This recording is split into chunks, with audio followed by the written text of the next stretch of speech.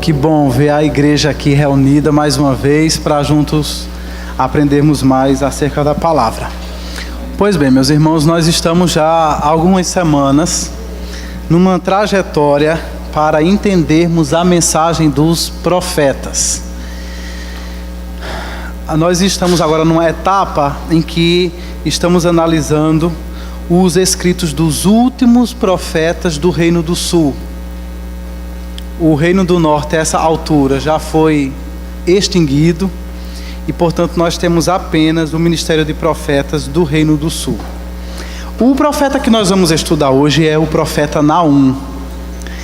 E eu não sei quando foi a última vez que você leu alguma porção do livro de Naum. Com certeza não é daqueles livros que quando você está no seu momento devocional e você pensa numa palavra para ler antes de orar, muito dificilmente Naum é o livro que você vai deliberadamente escolher, né? Hoje eu vou meditar aqui numa palavra de Naum. Inclusive eu estava em casa, né, pensando, se a salvação dependesse de alguma coisa, um tipo vestibular bíblico, e fosse sobre Naum, quem que ia ser salvo, hein? Porque é o tipo de literatura sobre a qual a gente conhece muito pouco, não é? Mas, irmãos, eu espero que a partir daquilo que a gente vai ver hoje, você ganhe um interesse renovado por esse livro. Que Deus possa falar ao seu coração profundamente a partir dele. Como é um livro curto, nós vamos ter a oportunidade de ler boa parte dele. Ok? Vamos orar mais uma vez. Ó Deus, nós te agradecemos por essa noite e nós te bendizemos pela iluminação do teu Espírito que nos habilita e nos conduz no entendimento das Escrituras. Nós te pedimos, ó Pai, que mais uma vez o Senhor possa nos ajudar, que o Senhor possa abrir os olhos do nosso entendimento e que não apenas o nosso intelecto, mas a nossa vida seja impactada pela tua palavra nessa noite. É o que eu te peço no nome de Jesus. Amém. Irmãos, eu peço então que você leia a sua Bíblia, que você abra a sua Bíblia no livro do profeta Naum. E nós vamos começar a leitura intercalando com comentários e tal. Eu queria lembrá-los que apesar de nós estarmos no templo, nós estamos aqui numa escola bíblica. E que, portanto, esse é o momento em que você pode interagir, né? Ainda que seja uma sala grande, mas é um momento diferente daquele momento da pregação no domingo, onde você ouve uma palavra numa comunicação unilateral. Aqui você pode interromper, você pode, né, perguntar, de preferência ao final. Se você, né, tiver uma pergunta que você possa deixá-la para fazer ao finalzinho da aula, eu acredito que será mais útil para todos, ok? Mas fique à vontade, estamos numa sala de aula, né? Esse momento é um momento de sala de aula. Naum capítulo 1, versículo 1. O primeiro versículo desse livro, ele é importantíssimo. Advertência contra Nínive, livro da visão de Naum de Elcós. Esse versículo ele é importantíssimo porque ele nos mostra pelo menos 3 informações importantíssimas acerca desse livro. Nos mostra primeiramente quem é o autor. O autor é Naum. E essa é uma das poucas vezes que a Bíblia faz referência a esse profeta. Você não tem quase mais nada acerca dele, não tem como você descobrir mais fatos acerca dele, a não ser a menção aqui no seu livro. Diz também que ele é de um lugar, uma cidade, um vilarejo chamado Elcós. E aqui também não nos ajuda muito essa informação, porque os estudiosos bíblicos não têm certeza, ou muitos deles não fazem sequer ideia de onde seja essa tal de Elcós. Alguns dizem, com certeza era no Reino do Sul. Outros dizem, não, com certeza era no Reino do Norte. E outros dizem, não era nem no Reino do Sul, nem no Reino do Norte. Elcós era uma vila perto de Nínive. O destinatário a quem Naum dirige a sua palavra profética exatamente essa informação está aí, capítulo 1, versículo 1, advertência contra Nínive. E nós temos também o assunto trata-se de uma advertência, não é uma palavra de consolo para Nínive, não é nenhum tipo de profecia prometendo bênçãos, prosperidade, riqueza, mas é uma palavra de advertência. Essa palavra advertência é a que nós temos na nova versão internacional. Se você tem uma Bíblia um pouquinho mais clássica, a palavra que você vai encontrar é oráculo. Ou se você tem uma Bíblia ainda mais clássica, a palavra que você vai encontrar é peso. E aí você já tem uma ideia do peso que essa advertência significa contra Nínive. Com a palavra peso, o autor quer dizer que Deus pesou Nínive, Deus avaliou Nínive, Deus mediu Nínive e ela foi encontrada em falta. E é por isso que o profeta Naum traz uma palavra de advertência para essa cidade. Agora, se a gente quisesse, pensar mais ou menos em que data, em que período esse livro foi escrito, o primeiro versículo já não nos ajuda muito. Vocês lembram diversos outros escritos, começa assim: livro do profeta fulano de tal, que profetizou durante o reinado do rei Beltrano.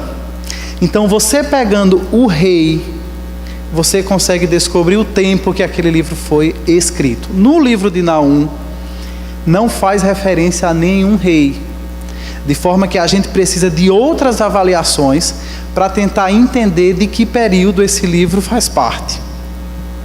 E aí duas coisas ajudam muito. Primeiramente, no versículo 3, capítulo 8, esse livro faz menção à destruição de uma cidade chamada Tebas. E ele menciona esse fato como algo já ocorrido. E, historicamente, sabe-se que Tebas foi destruída no ano 663 a.C. Portanto, esse livro precisa estar situado depois do ano 663 a.C. Mas, em segundo lugar, esse livro profetiza a destruição da cidade de Nínive. E, mais uma vez, historicamente, se sabe também que a cidade de Nínive foi destruída no ano 612 a.C. Portanto, o ministério do profeta Naum precisa estar situado entre 663 e 612 a.C. E aqui talvez você esteja achando um pouco estranho que a gente está aqui falando de uma data em ordem decrescente. Primeiro vem o ano 663, para depois vir o ano 612. É porque esses são fatos antes de Cristo. Os estudiosos bíblicos dizem, inclusive, que é mais provável que esse livro tenha sido escrito mais próximo do ano 663, ou no máximo até 630. Porque quando Naum refere-se a Nínive, ele fala de uma cidade próspera, ele fala de uma cidade rica. E o período do apogeu político, econômico e militar de Nínive se deu até no máximo 630. Portanto, a gente poderia estimar, resumindo, que o ministério de Naum deu-se entre 663 a.C. e 612. E daí a gente sabe que se ele foi um profeta do Reino do Sul, ele então profetizou durante os reinados de Manassés e Josias. Você tem aí Manassés, um rei extremamente ímpio, e você tem Josias, um rei extremamente piedoso. Mas o mais impressionante é que a profecia de Naum, ela não é dada diretamente para o Reino do Sul. Ela é dada diretamente para uma nação estrangeira. E isso é algo bastante incomum.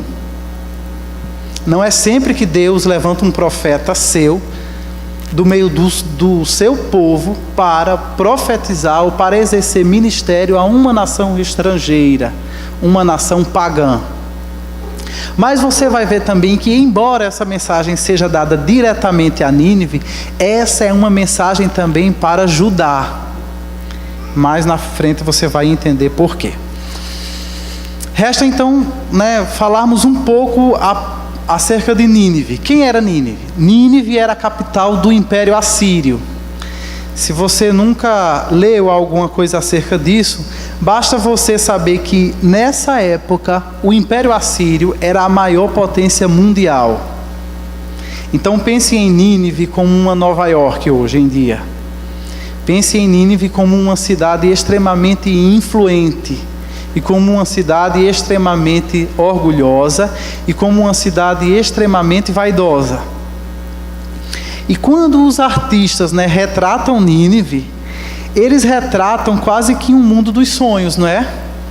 Veja que cidade bonita, mas toda descrição histórica que tem-se acerca dessa cidade realmente leva a acreditarmos que ela era algo parecido com isso. Uma cidade imensa, fortificada, desenvolvida às margens do rio Tigre. E essa cidade era uma cidade luxuosa. Ela tinha palácio como nenhum outro império tinha. Essa cidade tinha jardim botânico, essa cidade tinha zoológico, essa cidade tinha um canal de irrigação fantástico para a época, inclusive.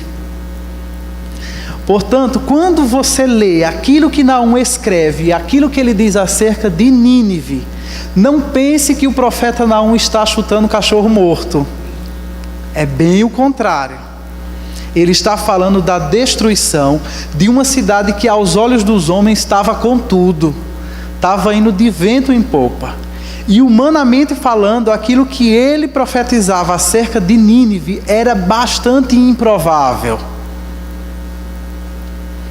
Para que uma pessoa acreditasse naquilo que o profeta Naum profetizou acerca de Nínive, essa pessoa precisava ser muito temente a Deus. Ela precisava crer muito na palavra de Deus, porque humanamente falando, tudo mostrava que isso jamais aconteceria com Nínive, que essa destruição jamais chegaria na porta de Nínive.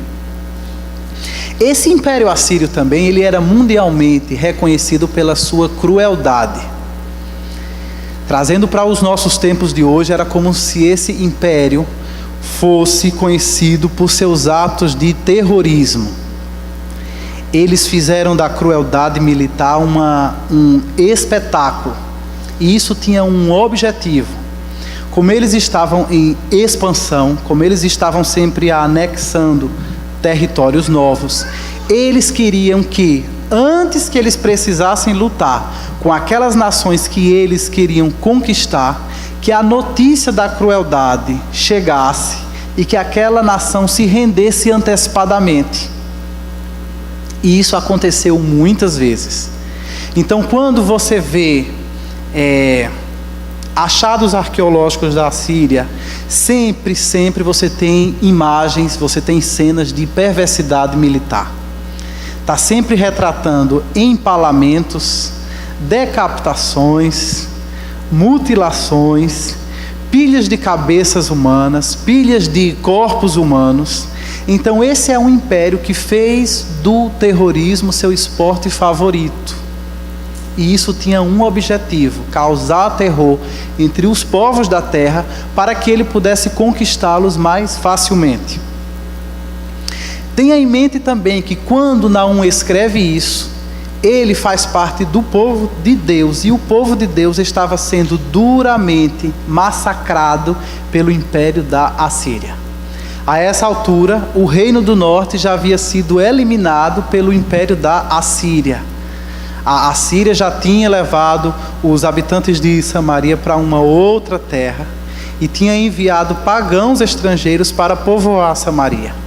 E a intenção disso era causar uma desarticulação, uma desmobilização cultural, social, religiosa, para que aquele povo da terra não tivesse sequer memória daquilo que eles tinham sido anteriormente e, portanto, não tivesse mais forças para lutar por uma reconquista.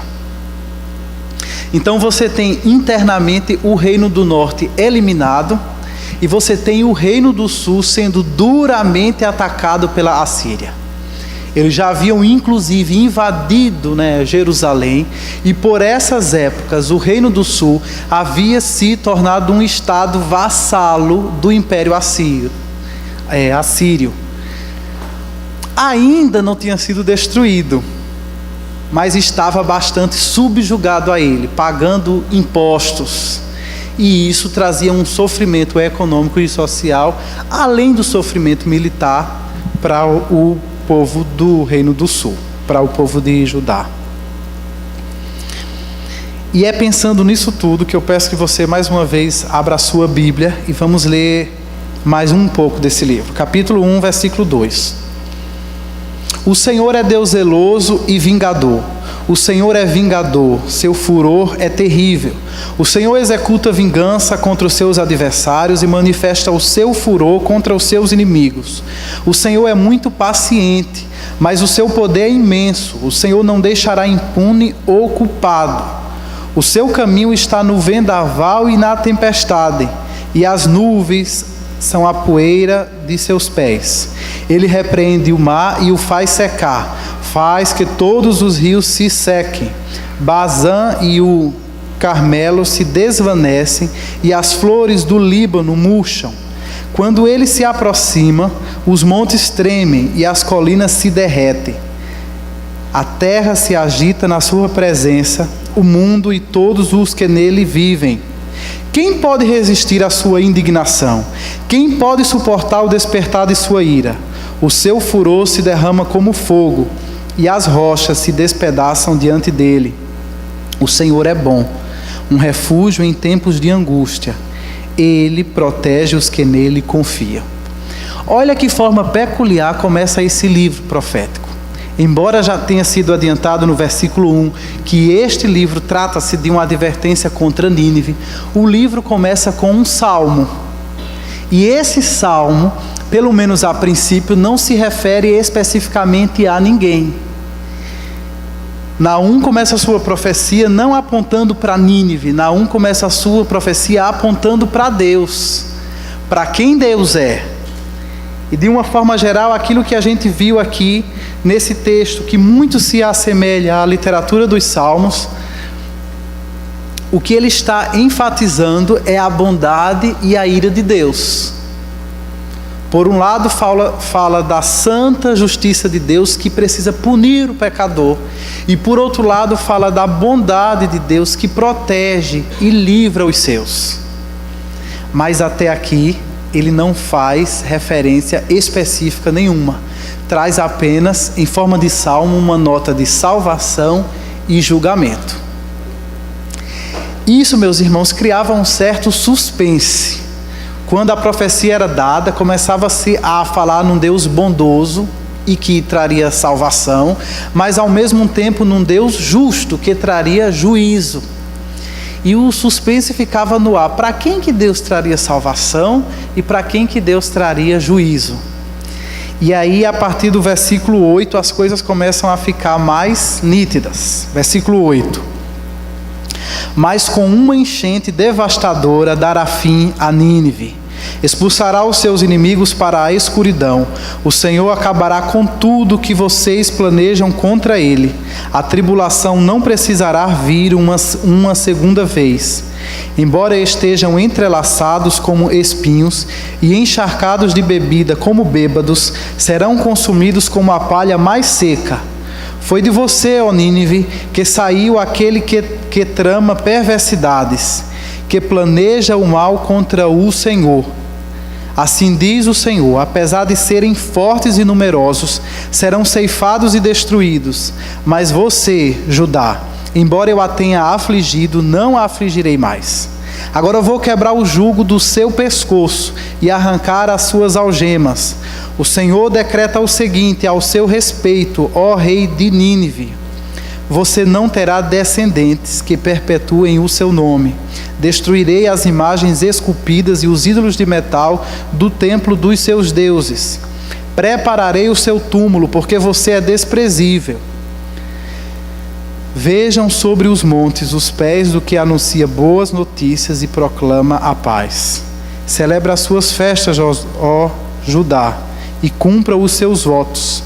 nunca mais o perverso a invadirá, ele será completamente destruído. Nós estamos aqui então, fazendo uma leitura daquilo que poderíamos chamar de uma primeira divisão do livro de Naum. Capítulo 1 até o capítulo 2, versículo 2, nós temos aqui o julgamento de Deus sobre Nínive.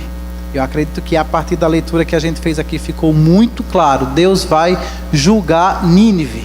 Mas ao mesmo tempo esse julgamento significa que Deus vai trazer salvação, que Deus vai trazer livramento para quem? Para Judá, o reino do sul que ainda estava de pé. E ele fala aqui no versículo 11: foi de você, ó Nínive, que saiu aquele que trama perversidades. Ou seja, não apenas um império perverso, não apenas uma capital desse império que é Nínive perverso, mas há uma autoridade humana, há um governador que é o ícone da perversidade. É provável, pela época estimada para esse livro, que ele esteja se referindo ao imperador Assurbanipal. De todos os que houveram, segundo a história, esse foi o mais perverso de todos. E era provavelmente esse homem que estava na frente quando Israel mais sofreu, mais foi angustiado, mais foi afligido pelo Império Assírico. E ele diz que ele vai destruir o perverso. E essa destruição se dará não apenas como um fim em si mesma, mas essa destruição do Império Assírio será para a libertação de Judá. Destruindo a Assíria, Deus estaria quebrando o jugo do pescoço de Judá. Deus estaria arrancando as suas algemas. E é justamente por isso que, embora numa primeira leitura pareça muito estranho aquilo que a gente lê no versículo 15: vejam sobre os montes os pés do que anuncia boas notícias e proclama paz. Aí você pergunta, como é que num livro que fala sobre destruição, como é que no livro onde Deus fala com palavras tão fortes, que vai trazer juízo sobre uma nação, em que sentido essa mensagem também é uma mensagem de paz? Em que sentido essa mensagem também é uma mensagem de boa notícia? Essa mensagem, ela é paralela àquilo que Isaías diz no capítulo 52, versículo 7. Em Naum lemos: vejam sobre os montes os pés dos que anuncia boas notícias e proclama a paz. Em Isaías lemos: como são belos nos montes os pés daqueles que anunciam boas novas, que proclamam a paz, que trazem boas notícias, que proclamam salvação, que dizem a Sião: o seu Deus reina. Essa era uma mensagem de julgamento para os inimigos de Deus, para aqueles que haviam conspirado contra o povo de Deus e, consequentemente, conspiravam contra o próprio Deus. Mas, ao mesmo tempo, essa era uma mensagem de paz, uma mensagem de livramento e uma mensagem de libertação para Judá, que estava sofrendo risco severo na convivência com esse império.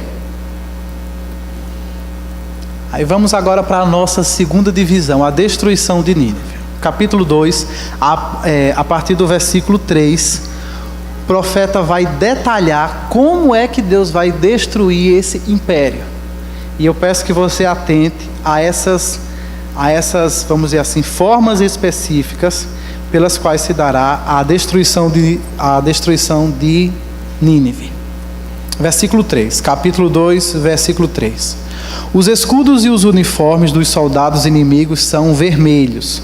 Os seus carros de guerra reluzem quando se alinham para a batalha. Agitam-se as lanças de pinho. Os carros de guerra percorrem loucamente as ruas e se cruzam velozmente pelos quarteirões. Parecem tochas de fogo e se arremessam como relâmpagos. As suas tropas de elite são convocadas, mas elas vêm tropeçando. Correm para a muralha da cidade para formar a linha de proteção. As comportas dos canais são abertas e o palácio desaba. Está decretado: A cidade irá para o exílio, será deportada. As jovens tomadas como escravas batem no peito. Seu gemer é como o arrulhar das pombas. Nínive é como um açude antigo, cujas águas estão vazando. Parem, parem, eles gritam, mas ninguém sequer olha para trás. Saqueiam a prata, saqueiam o ouro, sua riqueza não tem fim, está repleta de objetos de valor. Há devastação, destruição, desolação. Os corações se derretem, os joelhos vacilam, todos os corpos tremem e os rostos de todos empalidecem. De que formas específicas vocês veem nesse texto que se daria a destruição de Nínive?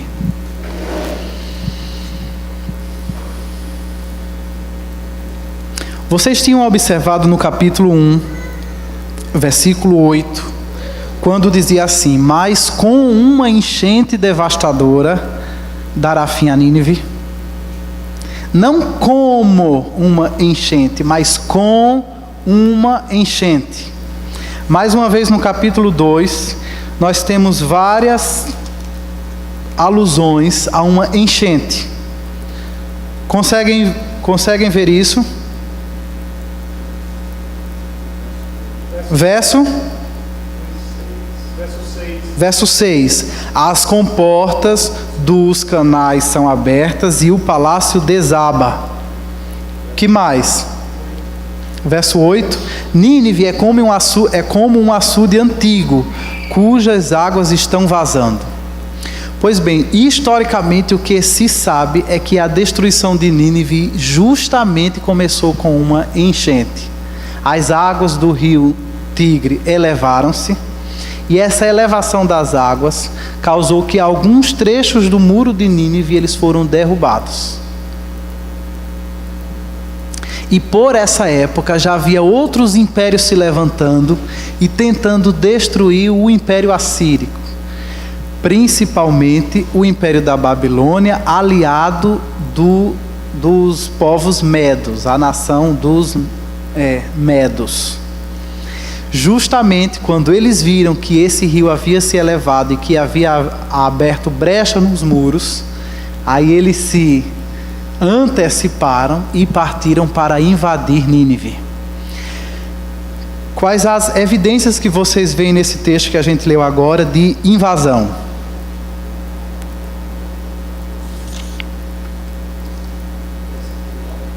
Versículo 9. Saqueiam a prata, saqueiam o ouro. Sua riqueza não tem fim, está repleta de objetos de valor. E por todo o texto ele sempre vai falar dessa invasão, dessa nação inimiga que Deus vai usar para executar juízo contra Naum. Essa nação não apenas invade Nínive, contra Naum não, contra Nínive. Essa nação não apenas invade Nínive, mas ela saqueia, porque imagine uma cidade rica como aquela que a gente viu há pouco.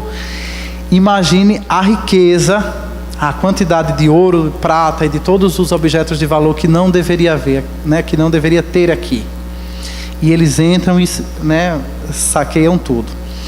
É interessante você ler alguma coisa acerca dessa arqueologia de Nínive, porque Nínive foi destruída de uma tal forma que por mais de 2000 anos os historiadores, arqueólogos não sabiam dizer nem onde ficava essa bendita cidade. Sabiam que ela existia porque havia muitos registros históricos sobre ela. É óbvio, foi um dos maiores impérios do mundo, precisava deixar muitas evidências históricas mesmo. Mas ela foi destruída de tal forma que por mais de 2000 anos ninguém sabia nem da localização dessa cidade. Até que no século XIX, os arqueólogos encontraram as ruínas de Nínive. E quando eles encontraram, eles pensaram, aqui vai ter muito ouro e aqui vai ter muita prata. Porque essa era a grande potência mundial da época. E o que os arqueólogos encontraram foi cinzas. Não encontraram nenhum bem precioso em Nínive, porque o que a enchente não havia levado, o invasor babilônico e medo havia saqueado. Aquilo que eles não saquearam, eles colocaram fogo. O que não servia para levar, colocaram fogo. E justamente os arqueólogos encontraram onde ficou a cidade de Nínive uma camada extraordinária de cinzas, como eles não costumavam encontrar em nenhum outro sítio arqueológico. Onde é que vocês veem aqui evidências de incêndio? Falou sobre isso já nesse texto? Não, só vai ser falado no versículo 13. Então nós temos aí a destruição de Nínive se deu por enchente, invasão, saque, incêndio, execução e deportação. Aí agora no texto nós temos um recurso literário chamado de provocação metafórica ou ironia metafórica. O profeta ironiza Nínive, mas não ironiza Nínive diretamente, ele ironiza Nínive a partir de uma metáfora. Vejam aí qual é a metáfora. Capítulo 2, versículo 11. Onde está agora a toca dos leões, o lugar em que alimentavam os seus filhotes? Para onde iam o leão, a leoa e os leãozinhos sem nada temer? Onde está o leão que caçavam bastante para os seus filhotes? Estrangulava animais para as suas leoas e enchia as suas covas de presas e as suas tocas de vítimas. Estou contra você, declara o Senhor dos Exércitos. Queimarei no fogo os seus carros de guerra e a espada matará os seus leões. Eliminarei da terra a sua caça e a voz dos seus mensageiros jamais será ouvida. E aqui talvez você fique pensando, por que então que Nínive foi comparada ou foi metaforicamente ironizada como um leão? É justamente porque o leão era o símbolo nacional do Império Assírio. Quando você vê achados arqueológicos, a arte assíria, ela é repleta de figura de leões. Não apenas mosaicos de leões, mas também muitas esculturas de leões. Às vezes leões da forma como eles são, às vezes também leões alados, né, com asas. Mas o leão era uma figura nacional do Império Assírio. E portanto, quando Naum provoca esse império, dizendo: onde está o leão que rugia, que estrangulava, que causava medo, ele está atacando diretamente Nínive naquilo que era um símbolo do orgulho nacional.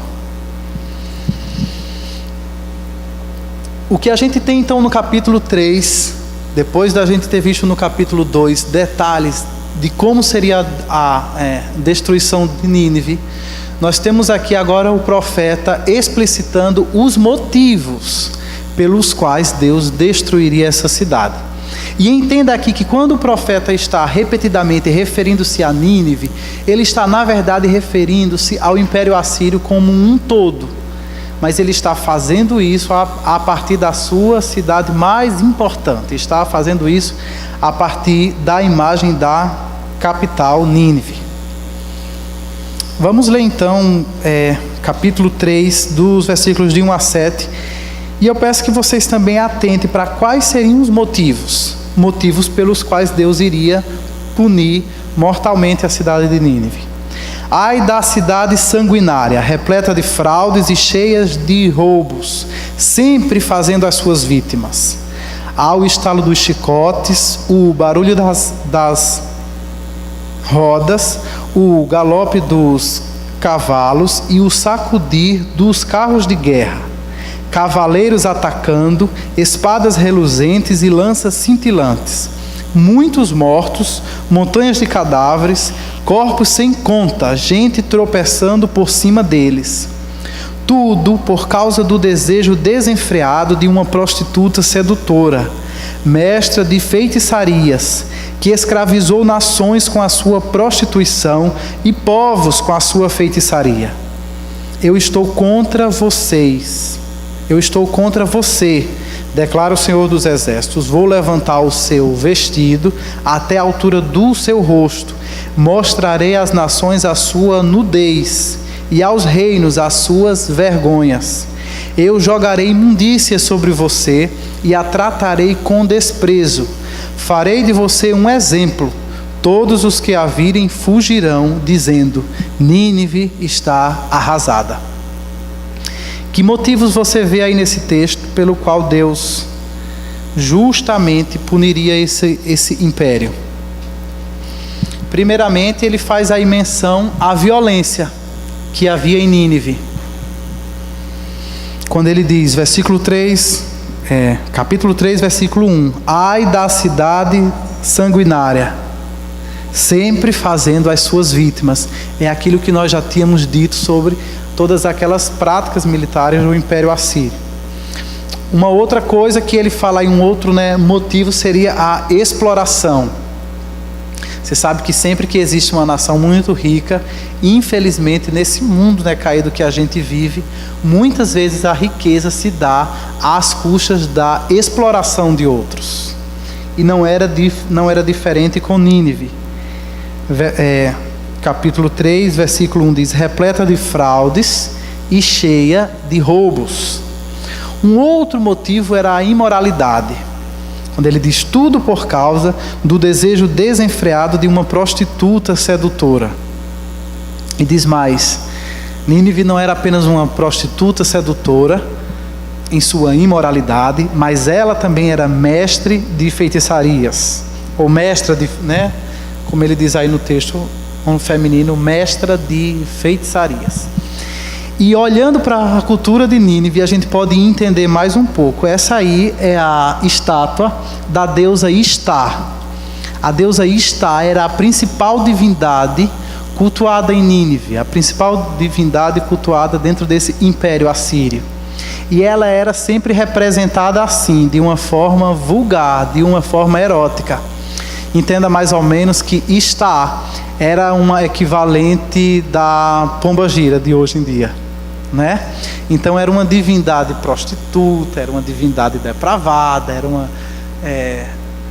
divindade escandalosa, E ela era adorada não com flores, não com rezas apenas, mas ela era adorada com sexo cultual.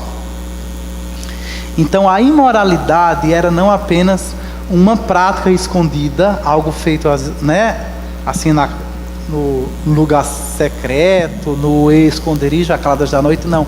A imoralidade era algo cultual, era se relacionando principalmente com as sacerdotisas, prostitutas, que eles prestavam culto a essa divindade Istar.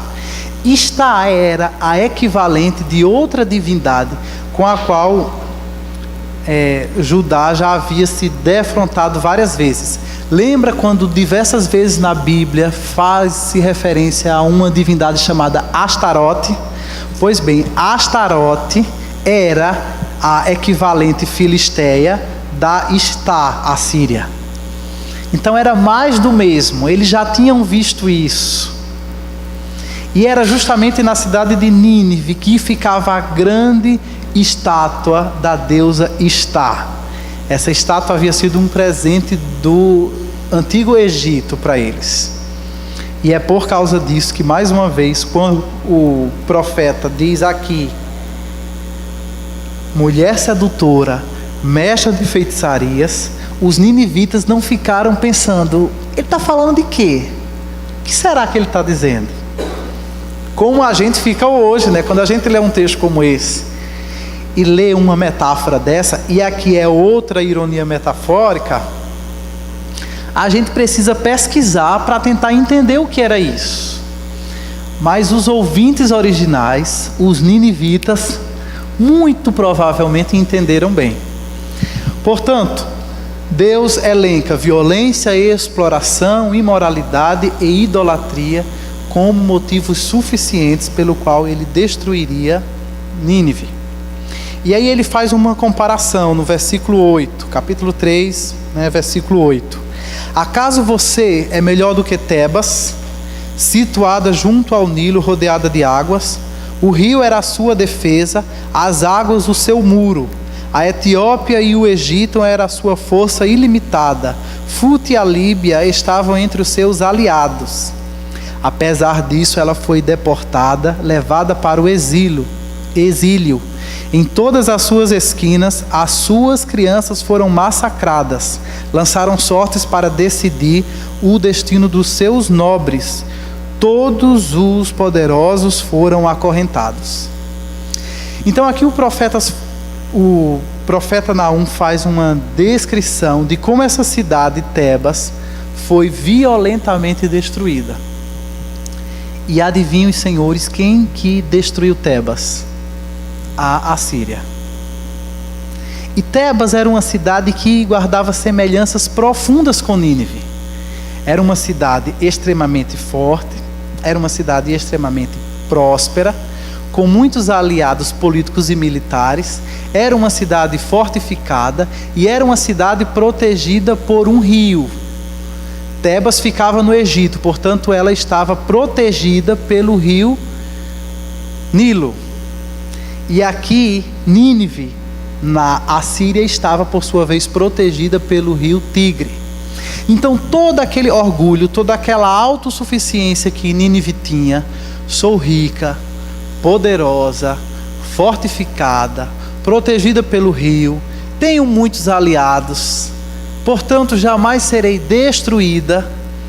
O profeta está dizendo, olha, Tebas tinha tudo isso, e você de forma violenta destruiu Tebas. O mesmo agora vai acontecer com você, e todos esses aspectos nos quais você se confia não lhe valerão de nada.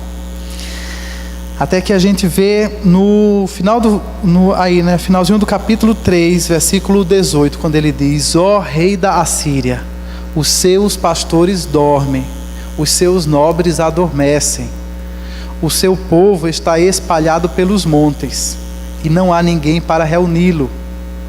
Não há cura para a sua chaga, a sua ferida é mortal. Quem ouve notícias a seu respeito bate palmas pela sua queda, pois quem não sofreu por sua crueldade sem limites? Você vê aqui que todo aquele tom, chega aqui nesses últimos versículos, o tom diminui para algo que é quase como que um canto fúnebre, retratando a destruição final da cidade de Nínive. E se você não lembrou, durante esse tempo em que a gente está aqui falando sobre Nínive, se essa leitura não lhe trouxe alguma coisa à memória, talvez essa última frase ajude. Quem não sofreu a sua crueldade sem limites? Esse livro termina com uma pergunta, e é uma pergunta retórica. A resposta óbvia era: muitos sofreram com a sua crueldade sem limites.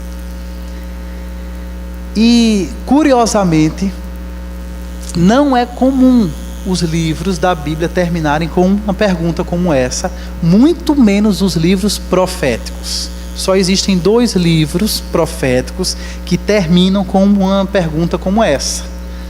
Um é esse que a gente leu agora, Naum, e o outro é Jonas. E eu não sei se você lembra, mas Jonas também era uma profecia contra foi um profeta levantado para profetizar a cidade de Nínive. Isso, contando da época de Naum, há aproximadamente 130 anos atrás. Então, aproximadamente 130 a 150 anos antes de Naum, Deus já havia levantado um profeta do seu povo para profetizar para Nínive. Na profecia de Jonas, o texto terminava assim. O último versículo de Jonas, capítulo 4, versículo 11 era: não deveria eu ter pena dessa grande cidade? Porque a intenção de Deus enviar Jonas para Nínive era para levar uma palavra de arrependimento. Nínive, arrependa-se. E vocês sabem que Nínive arrependeu-se, e Deus teve misericórdia deles. E por causa disso, Jonas ficou indignado. E Deus questiona Jonas, dizendo: Jonas, não deveria eu ter pena dessa grande cidade? Aí mais uma vez, passado mais de um século, Deus levanta um outro servo seu, e esse servo encerra sua profecia com uma pergunta retórica também. Mas agora a pergunta muda completamente de tom. Agora já não há mais espaço para arrependimento. A chance já foi dada e foi desperdiçada.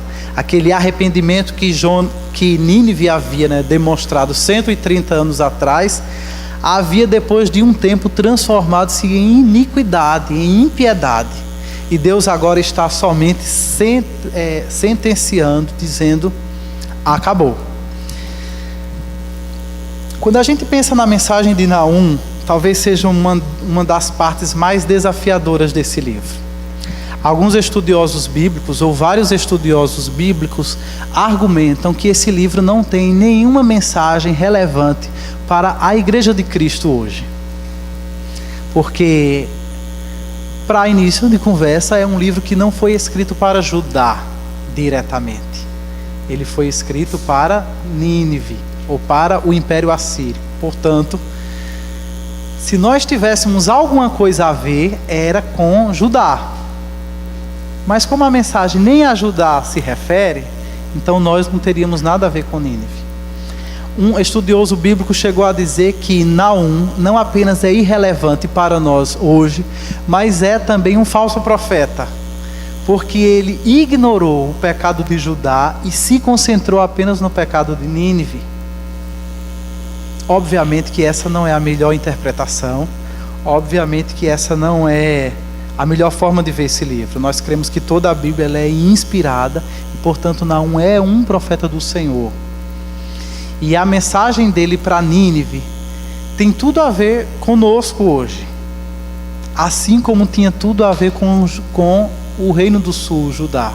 Essa mensagem era uma mensagem de destruição para Nínive, mas era uma mensagem de consolo para Judá. E talvez seja exatamente por isso, ou provavelmente é exatamente por isso, que o nome de Naum significa consolação. Apesar de ser uma mensagem forte, apesar de ser uma mensagem dura, apesar de ser uma mensagem de destruição, é necessário que a gente olhe para essa mensagem e, além dela, veja o consolo que Deus estava trazendo para o seu povo, dizendo: vocês não vão ser destruídos pela Assíria. Eu vou poupá-los, eu vou livrá-los. Por mais que vocês estejam sofrendo hoje, eu lhes dou garantia que esse império será completamente destruído. Portanto, uma mensagem que a gente pode destacar desse livro é a tensão entre a justiça e o amor de Deus. E aqui está mais um motivo pelo qual Naum não é um falso profeta, porque a profecia toma por fundamento a lei. E desde a lei, Deus já é retratado nessa aparente tensão do seu amor com a sua justiça. Êxodo 34 diz: Senhor, Senhor Deus compassivo e misericordioso, paciente, cheio de amor e de fidelidade, que mantém o seu amor a milhares e perdoa a maldade, a rebelião e o pecado. Até aí todo mundo diria amém. É esse Deus que eu quero. Mas o verso continua dizendo: contudo, não deixa de punir o culpado. Então a mensagem de Naum, ela não é dissonante com aquilo que havia sido estabelecido na lei. Pelo contrário, ela é totalmente harmônica com aquilo que já havia sido estabelecido no Pentateuco. Que Deus é um Deus compassivo, sim. É um Deus misericordioso, sim. É um Deus paciente, sim. Cheio de amor, sim. Mas Ele também é um Deus santo e é um Deus justo. E quando a sua santidade é ofendida, quando as suas leis são transgredidas, quando a sua ordem é desacatada, a sua justiça requer que Ele puna o culpado. E essa é uma mensagem extremamente relevante, não apenas para Naum e a sua gente, mas essa é uma mensagem extremamente relevante para a nossa sociedade hoje. Porque daqueles que ainda acreditam na existência de Deus, boa parte acredita, contanto que seja um Deus apenas amoroso, apenas compassivo, apenas misericordioso. Quando você apresenta o Evangelho e você mostra que esse Deus misericordioso, porque Ele é justo, Ele precisa também executar juízo, as pessoas rejeitam a mensagem do Evangelho. Não é? Então, dificilmente uma pessoa vai ter dificuldades com aquele Deus vovô, bonzinho, que concede mimos aos seus filhos, aos seus netinhos queridos. As pessoas começam a ter dificuldades quando nós apresentamos a ideia bíblica de que Ele é também um Deus justo e que Ele precisa punir, Ele precisa executar juízo. Portanto, essa é uma mensagem extremamente relevante e é uma mensagem extremamente necessária. Porque, apesar de no conceito popular seja preferível um Deus apenas bonzinho, mas pensando bem, quem era que ia querer um Deus que fosse tão bonzinho, tão bonzinho, tão bonzinho, a ponto de ser indiferente e impotente diante dos Hitlers, Stalins, assassinos, cruéis, como esse imperador assírio, Assurbanipal? Você gostaria de ter um Deus como esse, que fosse impotente ou indiferente diante de autoridades humanas, governos humanos, povos ímpios, perversos? Eu não queria. Esse é um Deus desnecessário, um Deus que é apenas bonzinho, que é apenas amor. Esse livro também traz uma mensagem de que o sucesso humano não impede a justiça divina. Isso ficou claro, capítulo 1, versículo 12. Assim diz o Senhor: apesar de serem fortes e numerosos, serão ceifados e destruídos. Não é pelo seu poderio econômico, social, militar, ou não é pelo número de habitantes que essa nação, que esse império poderia proteger-se, ou poderia evitar que a ira divina destruísse-os. Nada disso seria suficiente. E da mesma forma hoje, quando a gente prega uma mensagem do juízo divino que virá, é possível, é bem provável que os ímpios digam: improvável, dificilmente. Temos tanta tecnologia, não é? Temos tanta riqueza acumulada, temos tanto arsenal bélico preparado. Como é que o Senhor, se Ele existe, como é que Ele seria capaz de nos destruir? E o livro de Naum mostra-nos que o sucesso humano, a prosperidade humana, ou seja lá o que for, nada pode impedir a atuação da justiça divina. Por fim, Naum nos traz uma mensagem de que Deus destruirá os inimigos do seu povo. E aqui está um lado do Evangelho que a gente muitas vezes evita, ou um lado do Evangelho que a gente muitas vezes desconsidera. Para muitos de nós, o Evangelho é apenas uma mensagem de que os nossos pecados foram em Cristo perdoados e que depois de mortos nós vamos morar no céu. Amém. Mas o Evangelho também é uma mensagem de que Deus destruirá os inimigos do seu povo. A destruição dos inimigos de Deus é um elemento central na mensagem do Evangelho. De forma que, como disse Naum, como são bonitos, como são belos os pés daqueles que proclamam boas novas, daqueles que proclamam as boas notícias. Essas boas notícias, precisamos entender, elas incluem a destruição dos inimigos de Deus.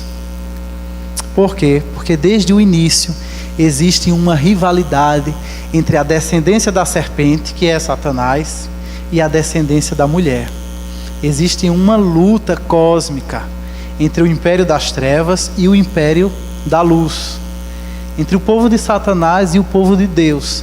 E de muitas vezes ao longo da Bíblia, de muitas formas, esse império das trevas, ele inflige sofrimento ao povo de Deus. Ele faz o povo de Deus gemer, chorar, se angustiar e muitas vezes pensar que estão diante do fim. Portanto, não é possível pensarmos em livramento, em salvação para o povo de Deus, sem que também pensemos na destruição da descendência da serpente. A salvação para o povo de Deus virá quando a serpente e a sua descendência, todos os seus seguidores, quando eles forem completamente aniquilados, quando eles forem completamente destruídos. E a promessa do Evangelho inclui isso também. É por isso que Paulo diz que Jesus Cristo na cruz não apenas rasgou a cédula, né, riscou a cédula que era contra nós, perdoando os nossos pecados, mas que ele também despojou os principados e potestades, triunfando sobre ele na cruz e os expondo publicamente. E a gente vê isso de uma forma clara em Apocalipse. Apocalipse é, assim como Naum, é um livro, muitas vezes as pessoas olham para ele e falam: que livro violento, que mensagem catastrófica, né? Que mensagem dura. Mas deixam de perceber que por trás da mensagem de destruição, que fica muito nítido tanto em Naum quanto em Apocalipse, por trás da mensagem de destruição existe a mensagem de salvação. É destruição dos inimigos de Deus por um lado, mas salvação do povo eleito por outro. E falando sobre Apocalipse, talvez ele seja um dos livros da Bíblia que mais dialoga com Naum. Há muitas semelhanças entre eles. Não sei se você lembra, em Apocalipse, um após outro se levantam inimigos de Deus. A besta, o falso profeta, e eles, se levantam. E como eles sabem que eles não podem lutar diretamente contra Deus, eles lutam contra quem? Contra o povo de Deus. E eles estão o tempo todo desferindo golpes contra o povo de Deus, trazendo sofrimento contra o povo de Deus. E a promessa do Evangelho em Apocalipse é: guerrearão contra o Cordeiro, mas o Cordeiro os vencerá, porque é Rei dos reis e Senhor dos senhores, e com ele vencerão também os seus chamados, eleitos e fiéis. Apocalipse 17, 14. Essa é a mensagem do Evangelho, é a mensagem da vitória. E aqui, dentro do Apocalipse, surge uma figura. É a figura da mulher, uma prostituta, que muito faz referência àquela mulher prostituta, sedutora, mestre de feitiçarias que a gente viu em Naum. E é com esse texto que eu encerro essa aula hoje. Um dos 7 anjos que tinham as 7 taças aproximou-se e me disse: venham, e eu lhe mostrarei o julgamento da grande prostituta, que está sentada sobre muitas águas, com quem os reis da terra se prostituíram e os habitantes da terra se embriagaram com o vinho da sua prostituição. A mulher que você viu é a grande cidade que reina sobre os reis da terra. Lembra quantas vezes Nínive, tanto em Jonas quanto em Naum, foi referida como a grande cidade? E aqui mais uma vez, essa grande prostituta, diz o anjo: a mulher que você viu é a grande cidade. Nesse texto ele vai dizer que essa grande cidade é a Babilônia. E justamente é a Babilônia, é a cidade da Babilônia que vai substituir na hegemonia política o Império Assírio com a sua, capital Nínive. Portanto, entenda aqui a Babilônia como uma extensão ou como uma evolução daquilo que Nínive representou dentro da história da redenção. E ele diz: depois disso vi outro anjo que descia do céu, tinha grande autoridade, e a terra foi iluminada por seu esplendor. E ele bradou com voz poderosa: caiu, caiu a grande Babilônia. Em seu coração ela se vangloriava: estou sentada como rainha, Não sou viúva e jamais terei tristeza. Por isso, num só dia, as suas pragas a alcançarão, morte, tristeza e fome, e o fogo a consumirá, pois poderoso é o Senhor que a julga.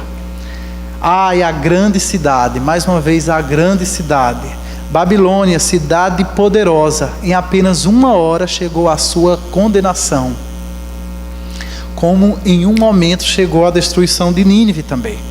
Então um anjo poderoso levantou uma pedra do tamanho de uma grande pedra de moinho, lançou-a ao mar e disse: com igual violência será lançada por terra a grande cidade da Babilônia, para nunca mais ser encontrada. Eu espero que você leve essa mensagem no coração como um elemento essencial do Evangelho, a partir do qual Deus garante a vitória e a salvação do povo de Deus, e não apenas isso, Deus promete a destruição de todos os que se levantaram contra Ele e contra o seu povo. Oremos. Deus, nós te agradecemos, Pai, nessa noite, pela Tua graça salvadora. Nós te agradecemos pelo Teu plano redentor, que o Senhor tem desenvolvido ao longo dos séculos e que o Senhor tem nos revelado, ó Pai. Nós te agradecemos por todas as bênçãos que nós temos em Cristo. Nós te agradecemos pelo Evangelho, nós te agradecemos pela boa notícia da salvação, nós te agradecemos, ó Pai, pela grande certeza de que um dia o império da luz, o reino de Deus, destruirá completamente o império das trevas, e ele já não nos causará dor nem desconforto algum. Nós bendizemos o Teu nome por isso, nós exaltamos o Teu nome por isso. E nós aguardamos, ó Pai, com essa esperança no coração, que o Senhor é poderoso para fazer e que o Senhor fará. Em nome de Jesus. Amém.